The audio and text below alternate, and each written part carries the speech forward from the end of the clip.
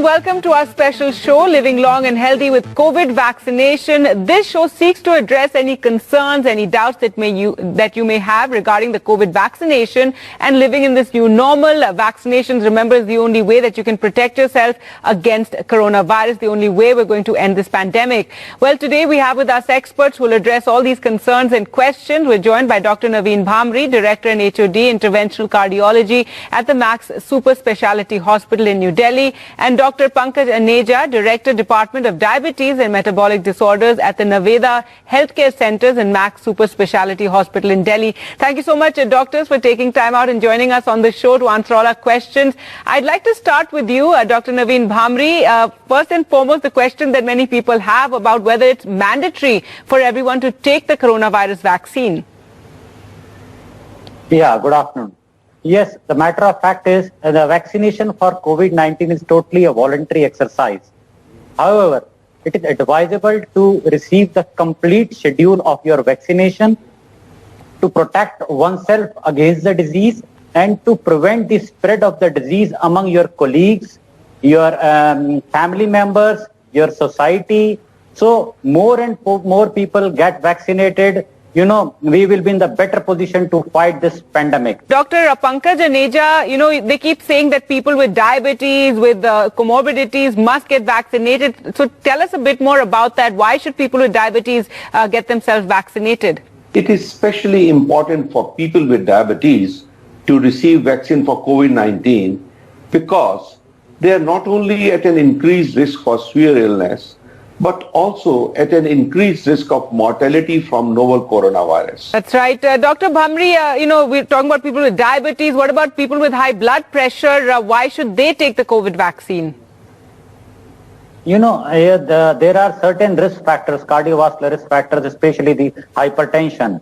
If the hypertensive patient somehow get COVID-19 infections, the complication rate is very high. So it is advisable to get vaccinated as early as possible, only after adequate control of blood pressure. All right. Dr. Aneja, why is it that people who are suffering from diabetes if they do unfortunately contract coronavirus, why do they get a very severe illness? If you could tell us about that. Probably there are two reasons for this. Number one, the immune system of a diabetic is compromised, and this makes it harder to fight the virus. And this is likely to lead to a longer recovery period. Secondly, the virus may thrive in an environment of elevated blood sugar in an uncontrolled diabetic. Moreover, what we find that a significant number of our diabetic patients, especially type 2, are obese and they have associated heart disease, kidney disease. And this further increases their chances of getting seriously ill from COVID, as having more than one comorbid condition makes it harder for your body to fight the infection. Dr. Bhamri, if we can come to you now, and is the vaccine safe for people who've had a prior incidence of a stroke? So this is a very important question because we are facing this question every day. So Stroke Associations has received, the different daily many queries from the stroke survivors that they are denying vaccination for us. But the message is very clear. All the major strokes, including the minor strokes like transient ischemic attack and the hemorrhagic stroke, all the people should get vaccine, even if whatever may be the disability. There are certain queries now, or there are certain theories that there is some link between the vaccine and the blood clot formation, but there is no yet conclusive proof that vaccine caused the clots. Even if it is there, the mortality is only 1 in 1 million. So my advice is all the stroke patients must get vaccinated as early as possible, because the complication rate, if they get COVID-19 infection, is very high in such population of the patient. All right, Dr. Aneja, is the vaccine safe for patients who are on regular medication for diabetes and hypertension? Must they consult their doctors before going ahead and getting the vaccine? The vaccines are absolutely safe for diabetic and hypertensive. But it is always better to have a better control of diabetes, better control of blood pressure before you go for vaccination. The vaccine does not have any interaction with any of the antihypertensive or oral anti-diabetic agent, and even insulin. So every diabetic, every hypertensive, every coronary artery disease patient should go for a vaccine without any hesitation. And Dr. Bhamri, coming back, to heart issues, why do so many people who are suffering from coronavirus pass away due to heart attacks? Because there are multiple mechanisms involved causing the heart attack. It is not because it is very clear now that the COVID-19 infection is a systemic disease. It not only involves the single system. So heart is a part of your, the main organ of your body. Though if it is a milder disease, it just give you a fever and, chills and body ache. But if it is a moderate disease, it involves the lungs. But if it is a severe disease, that is systemic inflammatory response.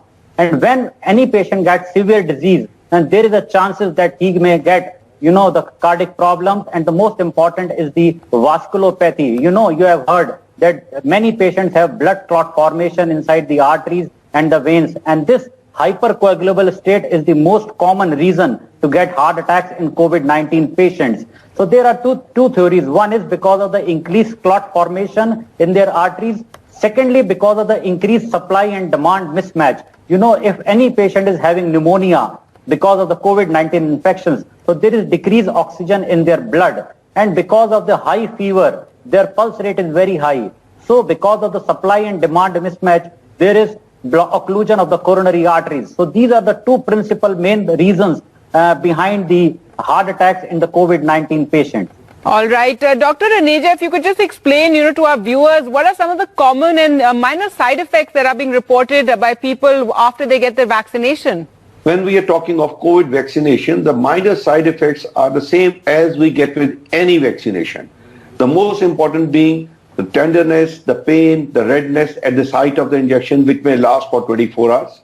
Another common symptoms which patients do complain after vaccination is at times headache, body ache, mild discomfort, feverish sensation, and all these symptoms disappear within 24 hours. There is hardly anyone who has come to us with any severe anaphylactic reaction or any significant side effect. So a word of caution for only those patients, those who are allergic, those who have got allergic manifestations, they have to be a little bit cautious while taking vaccination. Otherwise, the vaccines are absolutely safe and do not have any significant side effects. Right. Dr. Bhamri, now, the news is all about the variants of coronavirus that are spreading. We saw that in the UK, there's the UK variant that spread. There's a South African one, the South American one, the one from Brazil as well, here in India as well. Cases of these variants have been found. There's a double mutated variant cases that have been found in Maharashtra. Now, the question about the vaccine is, do we know yet how effective these vaccines are against these variants? Because, all the vaccines come with the, after crossing the various trials, but still, even if you get a flu vaccine, every year the flu variant changes, but still it gives some protection. So I think all the vaccines, whatever available, like Covishield and Covaxin, both vaccines have crossed the efficacy and the safety data after various trials. So I think they are somehow efficacious or good enough for the South African variant or the UK variant, because these give at least 70% of the protection. Even if you get the 70% protection with these vaccines, you will, if somehow you get the COVID-19 infections, it may be a milder form or maximum to the moderate form, but not the severe form. So death rate definitely decrease whatever variant of the COVID-19 infections you will get. Right, and that is why, Dr. Bhamri, that the doctors insist that you continue observing all the COVID protocols even though you've got the vaccine. Yes, SMS, SMS is the protocol, social distancing, masking, and, sanitization. You have to follow SMS along with the vaccine. All right. Well, thank you so much for that. With that, time for us to slip into a short break. We're answering all your questions regarding the vaccines, trying to remove any doubts that you have, and encouraging you that if you are eligible to go ahead and get vaccinated. We'll slip into a short break and return.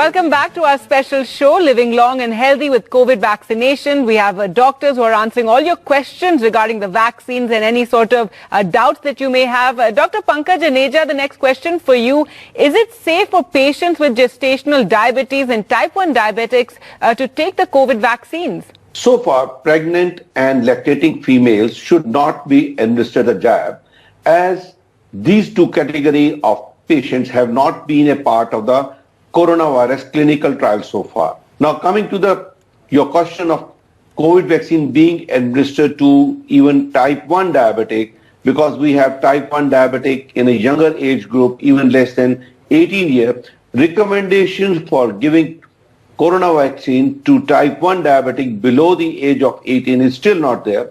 So anyone above the age of 18 who qualifies for it, like a diabetic, type 1 diabetic, is definitely a candidate for getting this vaccine. All right. Dr. Bhamri, should one go in for the vaccination if they've had a stent fitted? Yes, it is safe, and I must say needed for the cardiac patient, because cardiovascular complications in COVID-19 patients may increase the mortality. So even if they are on the blood thinners, they can go for the vaccination even after the 7 days after the acute heart attack or the angioplasty was done 7 days back. After 7 days, they can go for the vaccination with greater safety profile. Dr. Aneja, besides the COVID vaccination, is there any recommendation of any other vaccine for diabetic patients? As per recommendations of American Diabetic Association, American Association of Clinical Endocrinologists, and Indian guidelines by RSSDI, all diabetics need to be vaccinated annually by influenza vaccine. Why I say influenza? Because it's a change of strain which happens every year. So every year there's a different strain, and all diabetics need to take one shot against influenza vaccine every year. Similarly, there are recommendations for all diabetics to take a shot against pneumococcal infection. This shot is given at the time of diagnosis of diabetes, and a booster shot needs to be given once they attain the age of 65 years. So these two vaccines are mandatory for all diabetic population. All right. Dr. Bhamri, is the vaccination safe for people who've undergone a bypass surgery?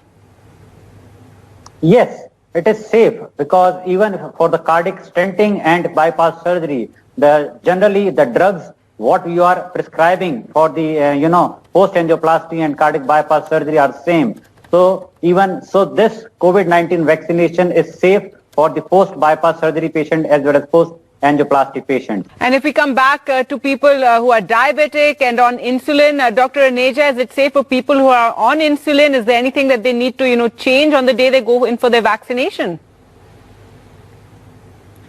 As we discussed earlier, there is no interaction of vaccine with any of the diabetic medication, whether it's an oral anti-diabetic drug or whether it's insulin. So, irrespective of drug being taken by a diabetic, whether oral drug or an insulin, a COVID vaccination shot is mandatory for them. All right. Dr. Bhamri, now one of the questions that we get a lot is about the vaccines, and people want to know, which vaccine is better. What would you say to them? This is a very tricky question.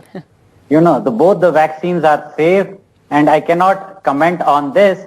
Even whatever vaccine is available must go for the vaccination. Either Covishield or Covaxin, both are from the, are made in India. So I am proud I am Indian. There are certain, link association with certain vaccines about the blood clots, but there is no yet conclusive proof right today. So I cannot comment which is better, which is not. Efficacy wise, both are good. All right. Dr. Aneja, now, over the last year when we had the lockdown and the pandemic first spread, a lot of people, we were all in our homes, etc. And a lot of people put off surgeries, especially because of fear of contracting COVID, and elective surgeries, of course, that were not necessary and could be put off. But now we're in the second wave, and, perhaps those surgeries have been put off too long. What would you advise to the people? Should they go ahead and get those operations? Now we have to change our lifestyle. We are not sure when this COVID is going to disappear. So COVID is going to stay here for long, and we cannot defer the necessary treatment to all our patients. Whether it's a surgery, whether it's a routine diabetic care or a patient of heart disease coming to us. So you have to modify your lifestyle. You cannot defer the treatment. Of course, you have to have a good primary care by your neighborhood doctors. I always tell my patient to monitor themselves well, whether it's a control of diabetes by self-monitoring, to control your blood pressure by doing a regular monitoring of blood pressure at home. And there are lot many virtual platforms available with the patient where they can share the information with the doctors. For all necessary treatment like which require hospitalization, adequate precautions need to be taken care of by the patients in the form of social distancing, less crowding, less number of attendants coming to the hospital, wearing a proper mask which covers your nose as well as your mouth. It is not that the mask is hanging on the chin. So all these precautions, one can definitely go to the hospital and take care of the services being offered by the hospital. And majority of hospitals are definitely taking all the precautions like sanitization and keeping the premises absolutely COVID-free. All right. Dr. Bhamri, coming back to people who have hypertension or heart disease, once they take the vaccine, is there any special care they need to do, anything they need to watch out for post the vaccine, in regard to their health? So in cardiac patients, generally most of the cardiac patients or post-angioplasty patients or the post-valvular heart disease patients, they are on the blood thinners like antiplatelet drugs and the anticoagulants. If some patient is on the anticoagulant, like the blood thinners in the form of warfarin, or there are new oral anticoagulant drugs in the form of dabigatran or rivaroxaban, if they are on this drug, they have to monitor that there is some hematoma formation or the clot formation at the site of injection. So they just have to do adequate pressing even after the injection for 10 minutes, or they can skip a single dose of novel oral anticoagulant drugs on the day of vaccine and get their jab done, and they can continue with the regular drugs after the vaccination. But yes, inform your doctor if there is some form of the bleeding from the injection site, which is again a very rare. If their INR, if they are on the heparin or they are on the warfarin drug, check their INR before vaccination. If it is high, then control the INR and then get your jab done. So no other precaution. All right. And Dr. Aneja, another question that we get now is, since so many people have had coronavirus, that if they've had the disease, should they still go ahead and get vaccinated? Definitely. Even if you get coronavirus disease, it is not that the immunity is going to last for long. The antibodies which have been built up, they will gradually vanish. So they need to have a booster. They need to have something to augment their immune system. Vaccination is a must once they recover from the illness. All right. And finally, Dr. Bhamri, is it true that we perhaps will have to get the vaccine every year, or is there no clarity right now?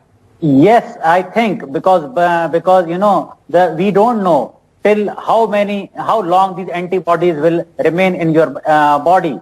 So this is the time will tell. Even after 1 year, if your antibody level is more than 5 times, then I think no booster dose is required. If it fades down or it goes down, I think yes, booster dose is required for every year because this virus will remain for a long. So it is like a flu virus now. So every year you have to take the flu vaccine like the same way you have to take the COVID-19 booster vaccine every year if your antibodies fade very soon or it goes very fast. So right now it's no clarity, but yes, according to the data, every year you need the booster dose of the COVID-19 vaccine.